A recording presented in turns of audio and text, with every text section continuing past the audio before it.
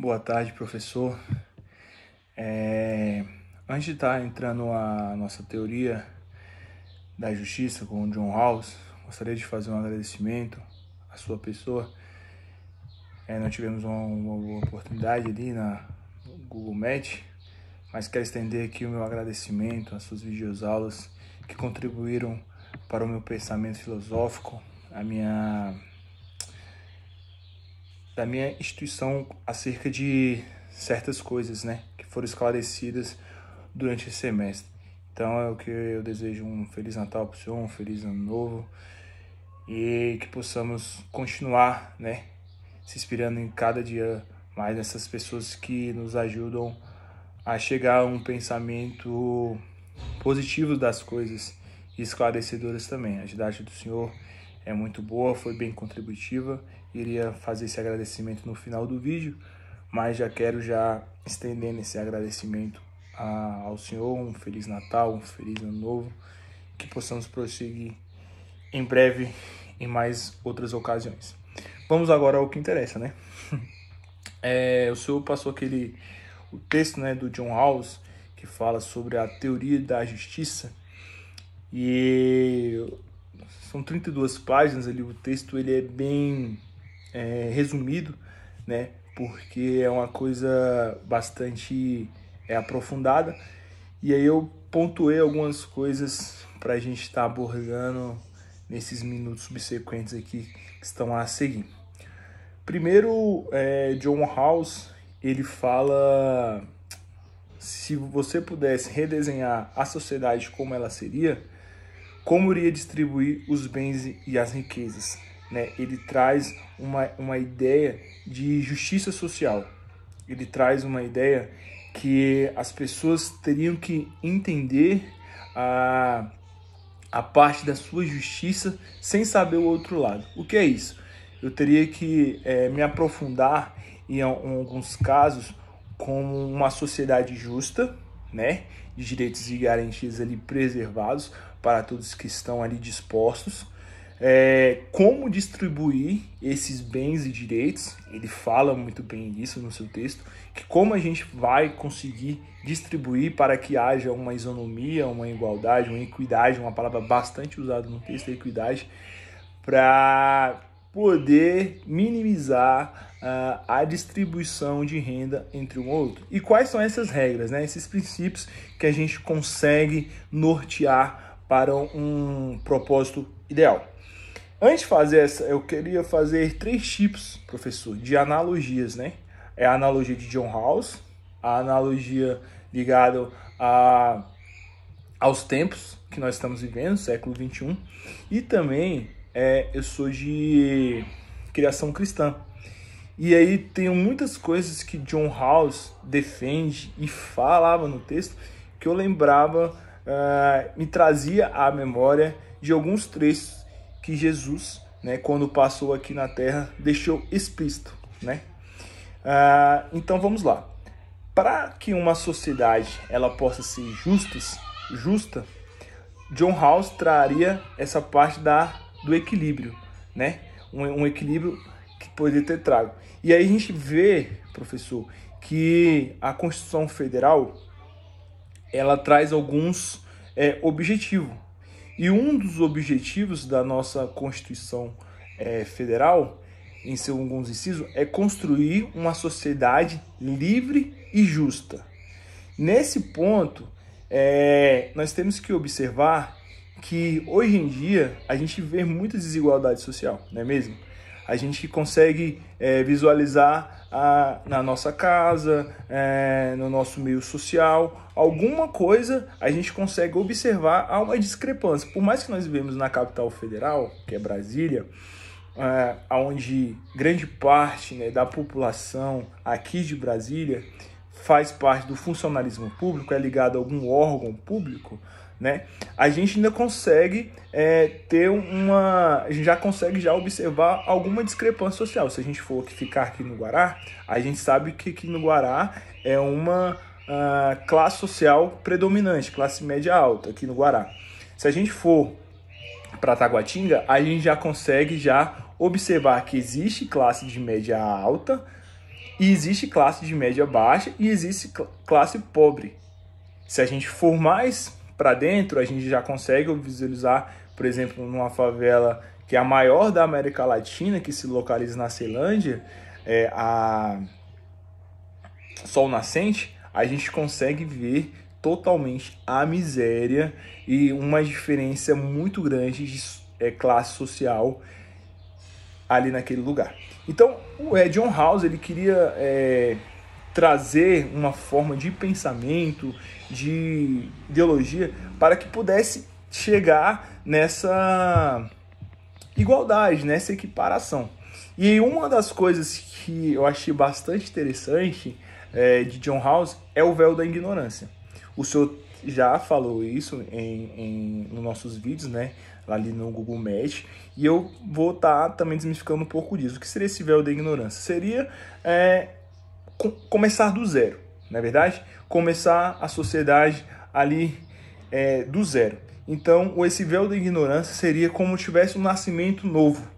Então, eu não saberia se eu seria homem ou mulher, eu não saberia se eu for negro ou branco ou amarelo, eu não saberia se eu tivesse alguma doença, eu não saberia se eu fosse rico ou pobre, ou seja, eu nasceria a partir daquele momento, não sabendo o meu gênero, minha classe social, se eu tenho alguma doença, enfim, eu nasceria daquela forma. E eu nascendo daquela forma, eu gostaria de me beneficiar, não é verdade? O ser humano em si, ele quer se beneficiar. Ou seja, no troco do pão, né? Muitas vezes a gente algumas coisas que acontecem, você dá um dinheiro para a pessoa e na correria ali ela te dá um dinheiro a mais. Aí traz o seu o quê? Juiz falou de uma sociedade justa. Não, calma aí, você não me devolveu o dinheiro certo, tem dinheiro a mais. Ou calma aí, tá faltando. É muito mais fácil eu falar para a atendente da padaria que está faltando o troco ali, do que eu simplesmente, não é verdade, ficar com aquele dinheiro que é a mais. Essa igualitária, ela traz muito bem essa parte do véu da ignorância. O véu da ignorância, então, eu não saberia. Então, se eu não saberia em que classe social eu nasceria, se eu não saberia aonde eu ficaria, eu gostaria de ter o quê? Ali uma forma justa, não é verdade? Uma forma justa para que possamos ter dentro desse segmento. E a gente vê nos dias atuais uma discrepância entre as classes sociais. A gente vê uma briga, né, por poder e também uma sensibilidade acerca dessas desigualdades sociais, que é totalmente discrepância. O nosso Brasil, como ele é extenso, então tem certas áreas que são muito fartas, mas tem certas áreas que são totalmente precárias. Nisso, precisamos pontuar diante dessas situações. Então, o véu da ignorância, ele quebra essa ideia de como eu ficaria melhor.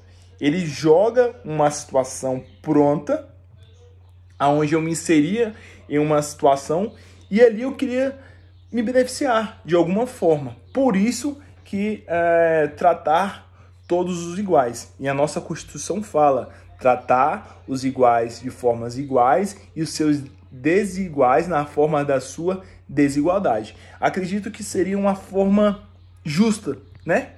Se é igual, vamos tratar naquele mesmo parâmetro. Mas se tem aquela oportunidade, vamos dar a mesma situação. E John Rawls defende bastante isso. O véu da ignorância.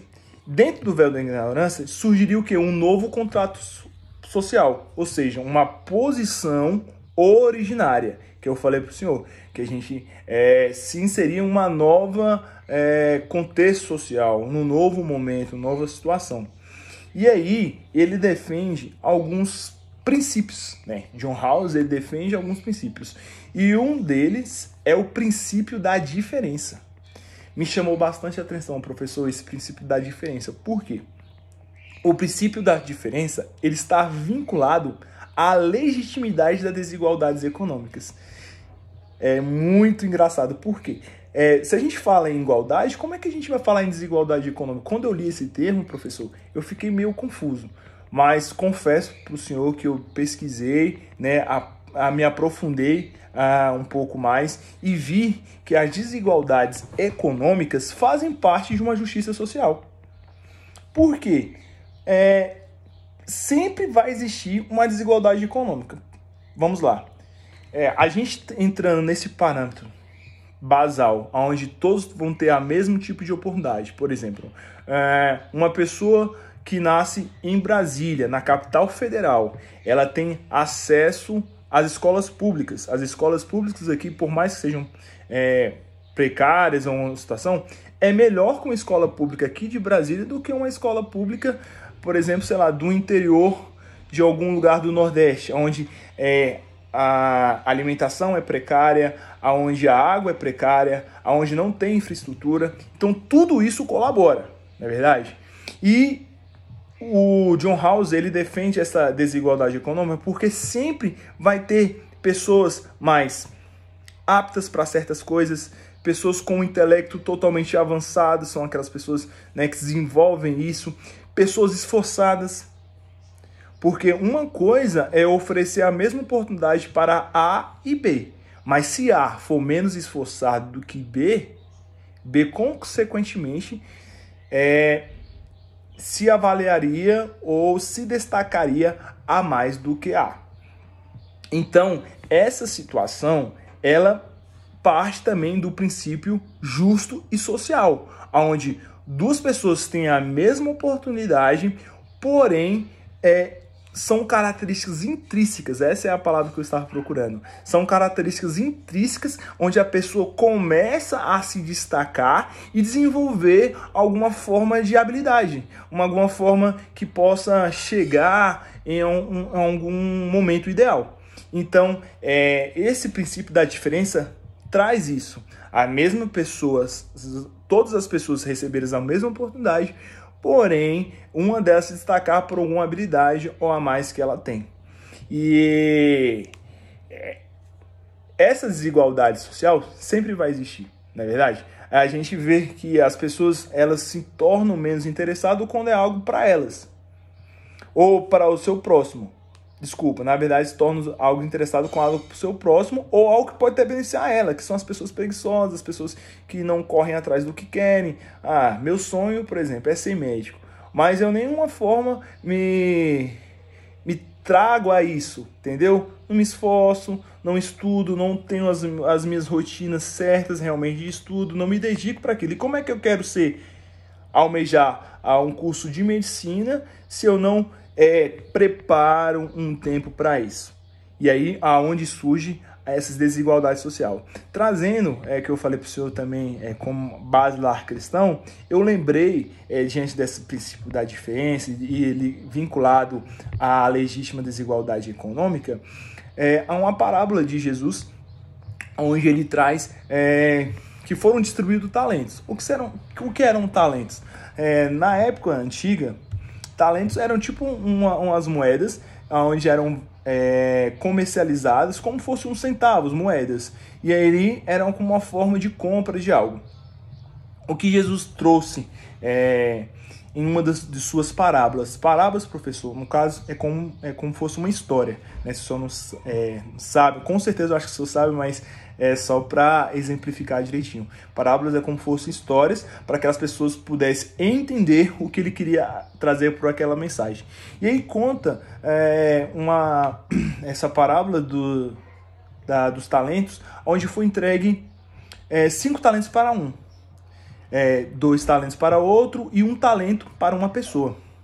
A pessoa o patrão ele entregou para essas pessoas e falou: tá aqui, desenvolva, faça o que vocês quiserem com esse talento. E ele saiu. Quando ele voltou, ele quis saber o que aconteceu com esses talentos. Esse tempo que ele esteve fora, né? Ele quis saber qual foi o motivo desses talentos, o que eles fizeram com esse talento, o que eles acrescentaram nesse talento. E o que trouxe 5 talentos apresentou aqui, patrão. O que eu trouxe 5 talentos, eu não fiquei satisfeito com os 5 talentos e me aprimorei e trouxe mais 5. Então, dos 5, eu fiz mais 5, ou seja, tá aqui meus 10 talentos. O patrão ficou muito feliz com aquela atitude daquela pessoa e elogiou, falou, servo bom e fiel, né? Você se desenvolveu, você se aprimorou, você se esforçou para isso, parabéns, estou muito feliz com você. O segundo, que tinha recebido ali 4 talentos, ele fez mais 4 talentos. Daquela produção dele, ele fez mais 4 talentos. E aí, o patrão fez a mesma coisa, elogiou pelo esforço, pela dedicação que se colocou ali.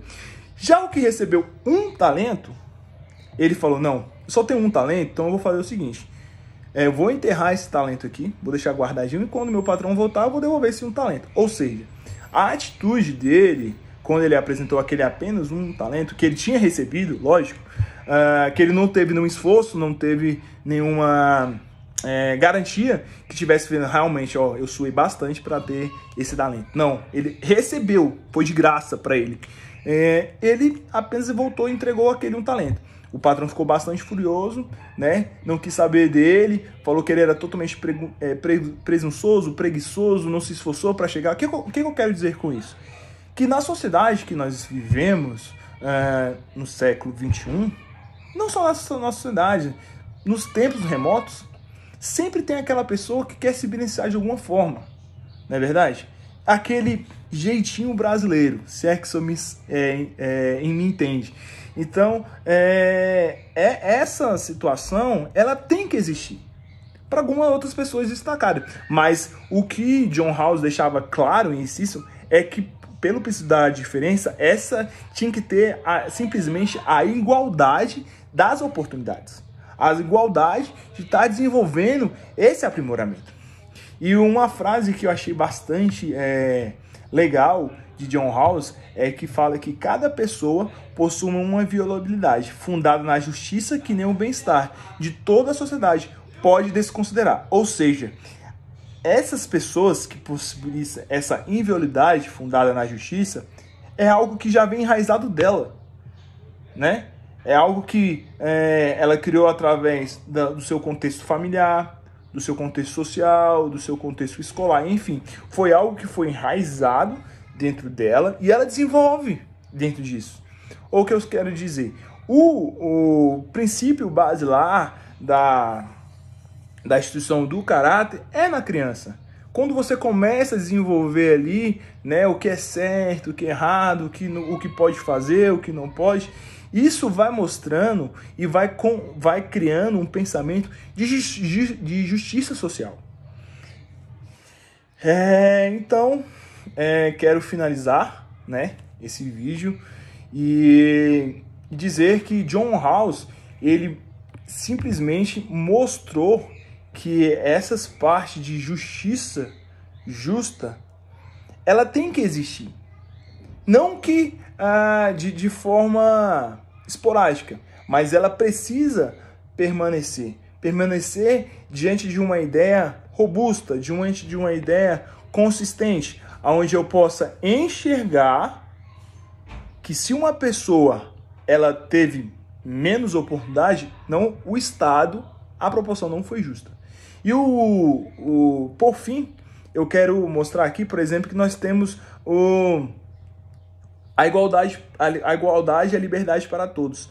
No direito constitucional, nós dividimos em algumas dimensões. E uma primeira dimensão é aquela direito da fraternidade, direito civil, direito ao voto, não é verdade? Então, John Rawls já falava nesse princípio, ligando a parte, né, do nosso curso, que é o curso de Direito.